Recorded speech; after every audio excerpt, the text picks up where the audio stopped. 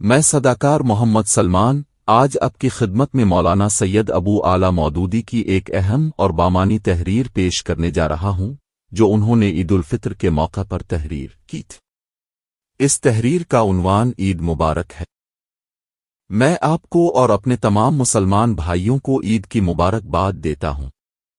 عید کی مبارکباد کے حقیقی مستحق وہ لوگ ہیں جنہوں نے رمضان المبارک میں روزے رکھے، قرآن مجید کی ہدایت سے زیادہ فائدہ اٹھانے کی فکر کی، اس کو پڑھا، سمجھا، اس سے رہنمائی حاصل کرنے کی کوشش کی اور تقویٰ کی اس تربیت کا فائدہ اٹھایا جو رمضان المبارک ایک مومن کو دیتا ہے۔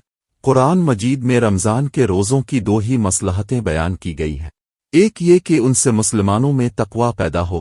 كتب عليكم الصيام كما كتب على الذين من قبلكم لعلكم تتقون۔ البقرہ 2:183۔ تم پر روزے فرض کیے گئے جس طرح تم سے پہلے لوگوں پر فرض کیے گئے تھے تاکہ تم میں تقویٰ پیدا ہو۔ دوسری یہ کہ مسلمان اس نعمت کا شکر ادا کریں جو اللہ تعالیٰ نے رمضان میں قرآن مجید نازل کر کے ان کو عطا کی ہے۔ وَلِتُكَبِّرُوا اللَّهَ عَلَى مَا هَدَاكُمْ وَلَعَلَّكُمْ تَشْكُرُونَ۔ البقرہ 2:185۔ تاکہ تم اللہ کی تکبیر کرو اور اس کا شکر ادا کرو اس ہدایت پر جو اس نے تمہیں دی ہے۔ دنیا میں اللہ جل شانہ کی سب سے بڑی نعمت نو انسانی پر اگر کوئی ہے تو وہ قرآن مجید کو نازل کرنا ہے۔ تمام نعمتوں سے بڑھ کر یہ نعمت ہے، اس لیے کہ رزق اور اس کے جتنے ذرائع ہیں، مثلاً یہ ہوا اور یہ پانی اور یہ غلے اور اسی طرح معیشت کے جو ذرائع ہیں جن سے انسان اپنے لیے روزی کماتا ہے، مکان بناتا ہے، کپڑے فراہم کرتا ہے، یہ ساری چیزیں بھی اگرچہ اللہ تعالیٰ کا فضل اور احسان ہی ہیں، لیکن یہ فضل و احسان اور اللہ تعالیٰ کی یہ نعمتیں محض انسان کے جسم کے لیے ہے۔ قرآن مجید وہ نعمت ہے جو انسان کی روح کے لیے، اس کے اخلاق کے لیے اور در حقیقت اس کی اصل انسانیت کے لیے نعمت عظمیٰ ہے۔ ایک مسلمان اللہ تعالیٰ کا شکر اسی صورت میں صحیح طور پر بجا لا سکتا ہے جبکہ وہ اس کے دیے ہوئے رزق پر بھی شکر ادا کرے اور اس کی دی ہوئی اس نعمت ہدایت کے لیے شکر ادا کرے جو قرآن کی شکل میں اس کو دی گئی ہے۔ اس کا شکر ادا کرنے کے لیے یہ صورت نہیں ہے کہ اب بس زبان سے شکر ادا کریں اور کہے کہ اللہ تیرا شکر کہ تو نے قرآن ہمیں دیا، بلکہ اس کے شکر کی صحیح صورت یہ ہے کہ اب قرآن کو سر چشمہ ہدایت سمجھے، دل سے اس کو رہنمائی کا اصل مرجع مانے اور عملاً اس کی رہنمائی کا فائدہ اٹھائے۔ قرآن مجید آپ کو اپنی ذاتی زندگی کے متعلق ہدایت کرتا ہے کہ آپ کس طرح سے ایک پاکیزہ زندگی بسر کرے۔ وہ آپ کو ان چیزوں سے منع کرتا ہے جو آپ کی شخصیت کے نشوونما کے لیے نقصان دہ ہے۔ وہ آپ کو وہ چیز بتاتا ہے جن پر آپ عمل کریں تو آپ کی شخصیت صحیح طور پر نشوونما پائے گی اور آپ ایک اچھے انسان بن سکیں گے۔ وہ آپ کی اجتماعی زندگی کے متعلق بھی مفصل ہدایات آپ کو دیتا ہے۔ آپ کی معاشرتی زندگی کیسی ہو، آپ کے گھر کی زندگی کیسی ہو، آپ کے تمدن اور آپ کی تہذیب کا نقشہ کیا ہو، آپ کی ریاست کن طریقوں پر چلے، آپ کی معاشرتی زندگی کا نظام کیسا ہو، آپ کا قانون کیا ہو، آپ کی معاشرتی زندگی کا نظام کیسا ہو، کن طریقوں سے آپ اپنی روزی حاصل کریں، کن راہوں میں آپ اپنی کمائی ہوئی دولت کو خرچ کریں اور کن راہوں میں نہ کریں، آپ کا تعلق اپنے خدا کے ساتھ کیسا ہو، آپ کا تعلق خود اپنے نفس کے ساتھ کیا ہو، آپ کا تعلق خدا کے بندوں کے ساتھ کیسا ہو، اپنی بیوی کے ساتھ، اپنی اولاد کے ساتھ، اپنے والدین کے ساتھ، اپنے رشتہ داروں کے ساتھ، اپنے معاشرے کے افراد کے ساتھ اور دنیا کے تمام انسانوں کے ساتھ حتیٰ کہ جمادات اور حیوانات کے ساتھ اور خدا کی دی ہوئی تمام مختلف نعمتوں کے ساتھ آپ کا تعلق کیسا ہونا چاہیے۔ زندگی کے ان سارے معاملات کے لیے قرآن مجید آپ کو واضح ہدایات دیتا ہے۔ ایک مسلمان کا کام یہ ہے کہ اس کو اصل سرچشمہ ہدایت مانے، رہنمائی کے لیے اس کی طرف رجوع کرے اور ان احکامات و ہدایات اور ان اصولوں کو صحیح تسلیم کرے جو وہ دے رہا، اور ان کے خلاف جو چیز بھی ہو اس کو رد کر دے خواہ وہ کہیں سے آ رہی ہو۔